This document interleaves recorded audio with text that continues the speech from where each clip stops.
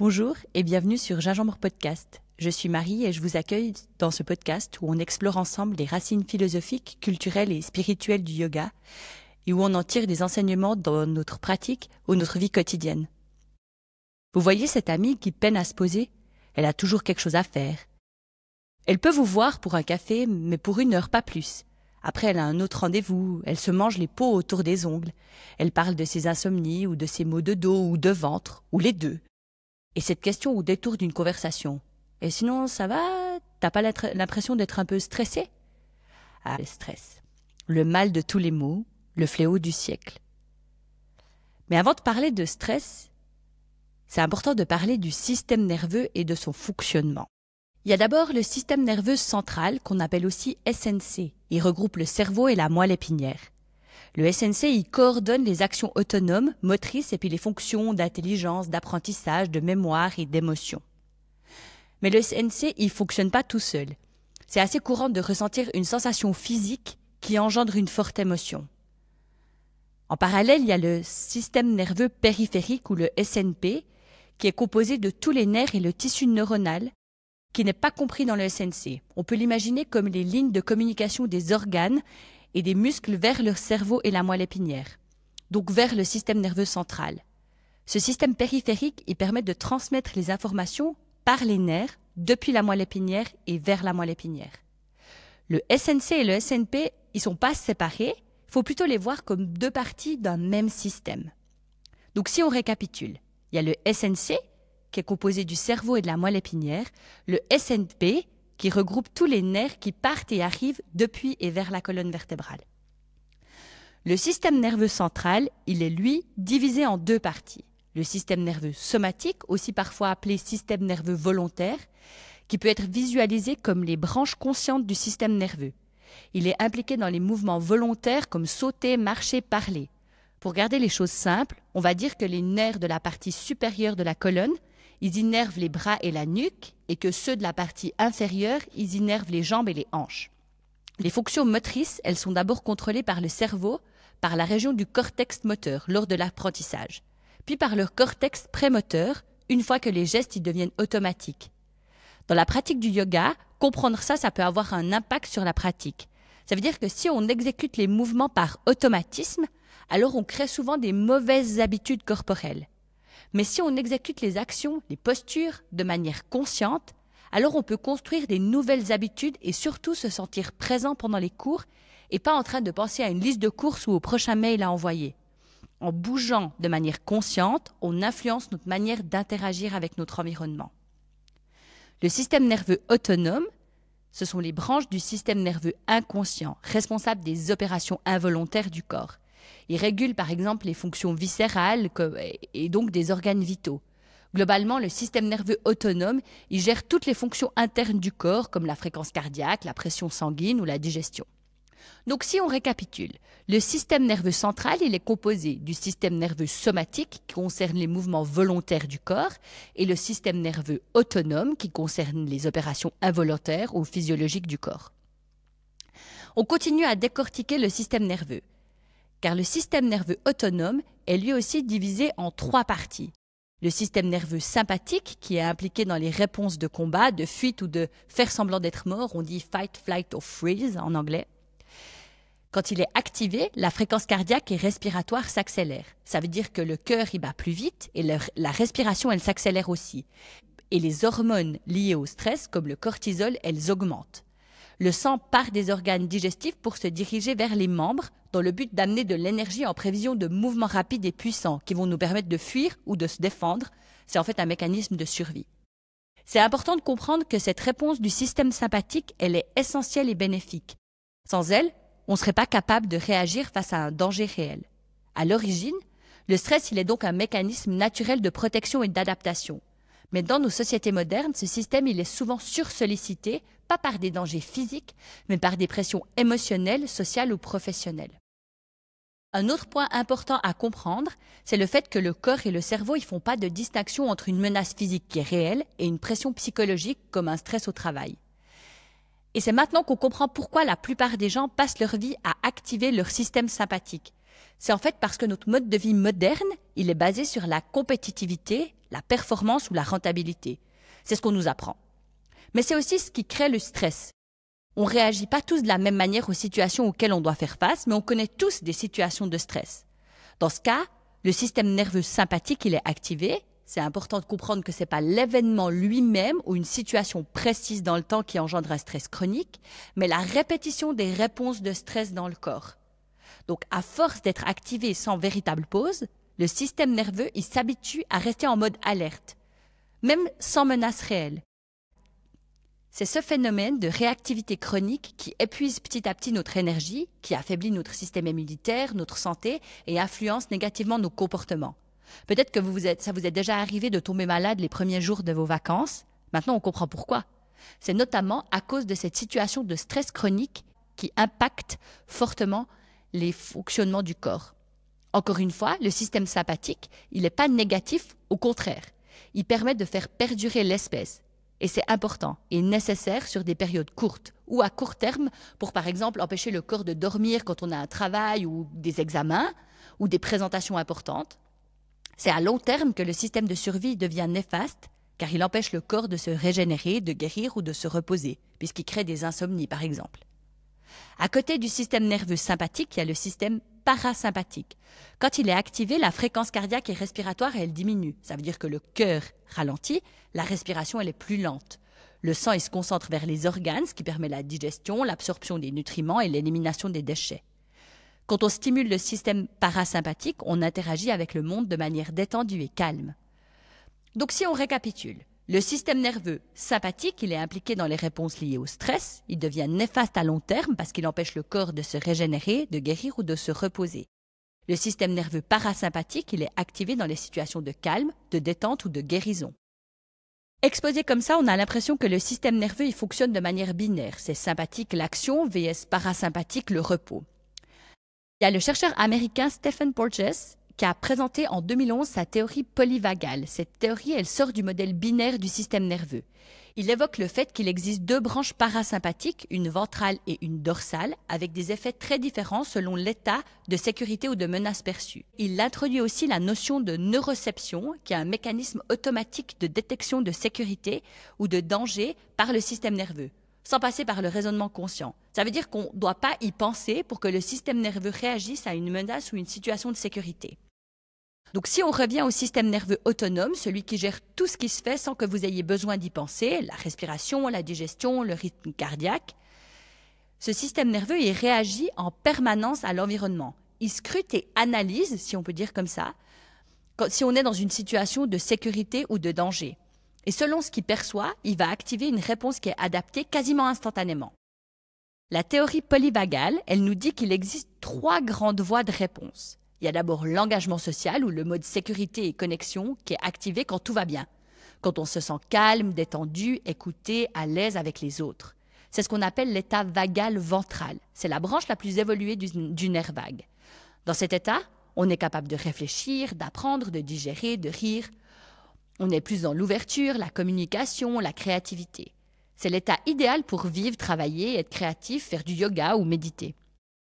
Ensuite, il y a l'activation sympathique ou le mode alerte, fuite ou combat, qui est activé lorsque le système nerveux y perçoit un danger ou une menace, même si elle est légère. Ça peut être un conflit, une pression, un bruit fort, et dans ce cas, il bascule dans un mode de mobilisation. C'est l'activation du système nerveux sympathique. Dans cet état, le cœur il s'accélère, le souffle il devient court, l'énergie elle est envoyée vers les muscles pour fuir ou attaquer. C'est un mécanisme de survie essentiel, mais il devient problématique quand il est activé de manière chronique, comme je l'ai évoqué par ailleurs. Et c'est ce qu'on a vu avant. Finalement, il y a l'immobilisation ou le mode fidgement or shutdown, qui est activé quand le danger il semble trop intense ou inévitable. Dans ce cas, le système nerveux il réagit en coupant tout. C'est l'activation du système vagal dorsal, qui est le plus ancien et le plus primitif. Dans cet état, on peut se sentir déconnecté, engourdi, vidé ou même absent. Le corps y ralentit, la digestion elle s'arrête, on peut même perdre du tonus musculaire ou avoir du mal à parler. Cet état il protège face à des situations extrêmes, mais il peut aussi se déclencher dans la vie quotidienne face à un trop-plein émotionnel ou un stress chronique. Ce stress chronique, comme on en a parlé avant, il est engendré par un enchaînement d'événements stressants pour l'organisme, mais pas forcément lié à un danger réel. mais qui peut aussi être activé par notre mode de vie moderne basé sur la compétitivité, la performance ou la rentabilité. Donc ce que nous dit la théorie polyvagale, c'est que notre système nerveux ne fonctionne pas en mode on-off. C'est plutôt comme un thermostat émotionnel qui module constamment nos réactions. Ce n'est pas volontaire. Le cerveau, il fait ce qu'il peut en fait pour nous protéger. Le plus important à retenir de tout ça, c'est le fait qu'on peut entraîner notre système nerveux à revenir plus souvent vers son état de sécurité et de connexion. Et là, vous me dites, mais comment? Eh bien, c'est grâce au corps. Et oui, parce que le grand message de la théorie polyvagale, c'est que le retour à la sécurité, ça passe par le corps. Parce que le nerf vague, il relie le cerveau au corps. Et surtout, le corps au cerveau.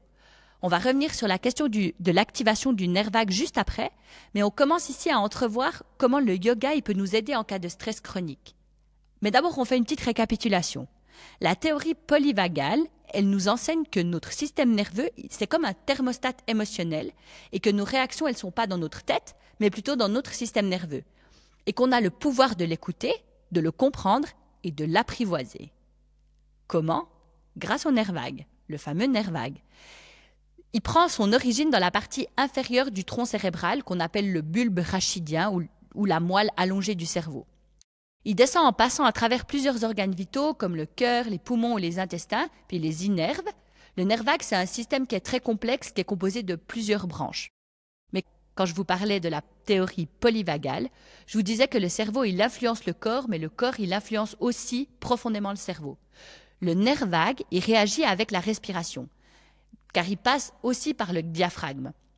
Donc, quand on expire profondément, on active un frein vagal qui permet à la fréquence cardiaque de ralentir et de créer une réponse de détente dans le corps. Donc, en changeant volontairement notre respiration, notre posture ou le ton de notre voix, on peut envoyer des signaux de sécurité au cerveau, ce qui permet de modifier en retour notre état émotionnel et mental.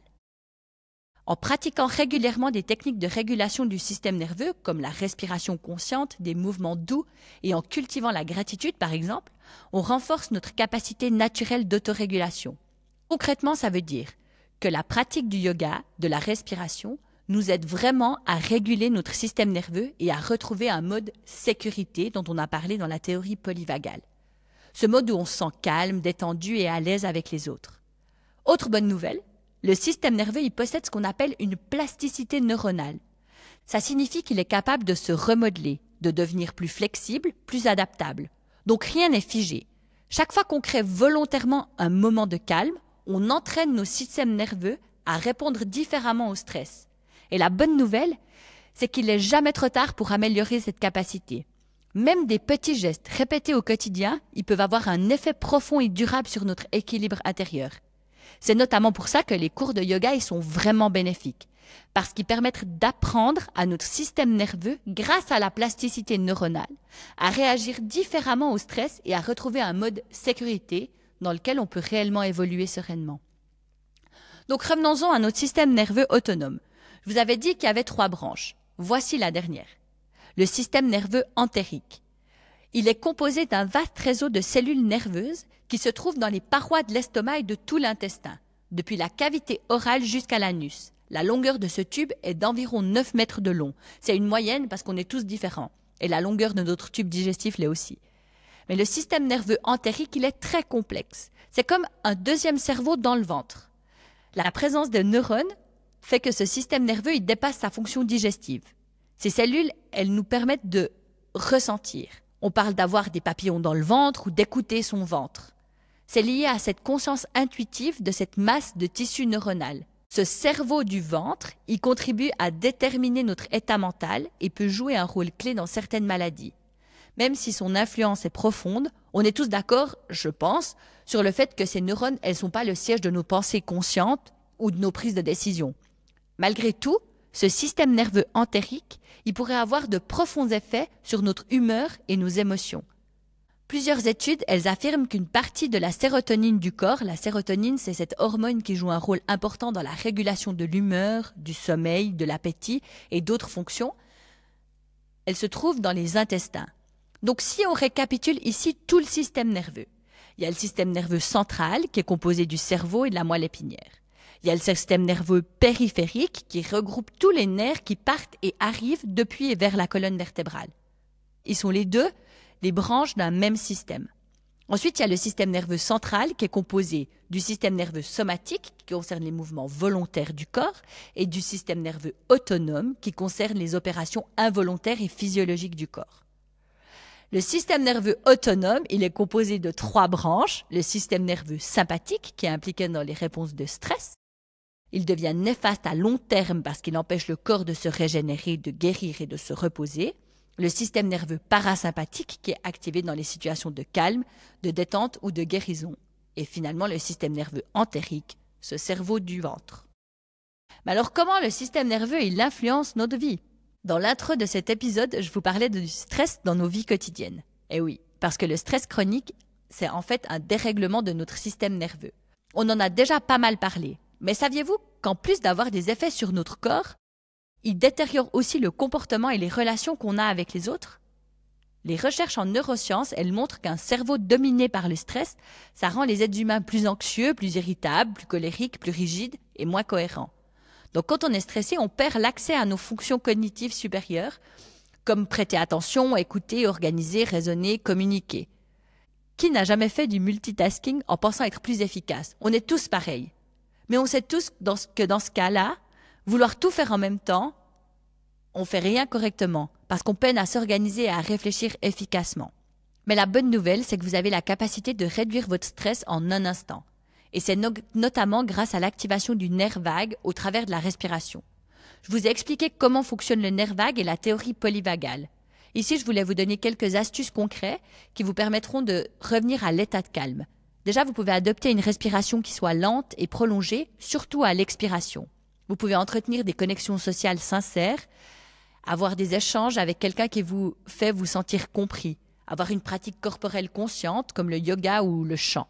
Alors la question maintenant, c'est de savoir comment le yoga y contribue à réguler le système nerveux. Rien qu'en rappelant aux participants et aux participantes des cours de respirer profondément, le yoga y permet déjà d'activer le nerf vague et donc d'amorcer une forme de détente dans le corps. Ensuite, grâce aux postures, on peut activer différents systèmes nerveux. Par exemple, les flexions avant, les torsions et certaines inversions, elles stimulent le système parasympathique. À l'opposé, les backbends, qui sont des extensions arrière et des postures latérales, elles activent plutôt le système sympathique. C'est donc essentiel de construire les séquences de yoga en tenant compte de ces effets. Finalement, on ne peut pas parler de détente sans parler de Shavasana. Shavasana, c'est le sommet de la relaxation. Et c'est intimement lié à l'activation du système parasympathique. Il n'est pas facile pour tout le monde de se détendre profondément dès le premier cours de yoga, mais ça s'apprend. Se détendre, ça s'apprend. Et c'est grâce à la plasticité neuronale qui permet au système nerveux de se remodeler, de devenir plus flexible et plus adaptable. C'est une très bonne nouvelle. D'autant plus que détendre ses muscles, c'est une chose, mais si l'esprit vagabonde pendant tout Shavasana, on n'est pas détendu. Et là encore, ça s'apprend. Par la pratique, par les respirations, on arrive à calmer le jeu et à retrouver le mode sécurité qui est le mieux adapté à la pratique du yoga ou de la méditation. En ayant tout ça en tête, je vous propose en bonus de cet épisode 5 minutes pratiques pour prendre soin de votre système nerveux au quotidien. Vous pouvez directement aller l'écouter après cet épisode. Je vous remercie infiniment pour votre écoute. Si cet épisode vous a inspiré ou questionné, n'hésitez pas à le partager autour de vous, à me laisser des commentaires ou une note. C'est ce qui aide le podcast à se faire connaître. À très bientôt dans un prochain épisode. Allez, ciao!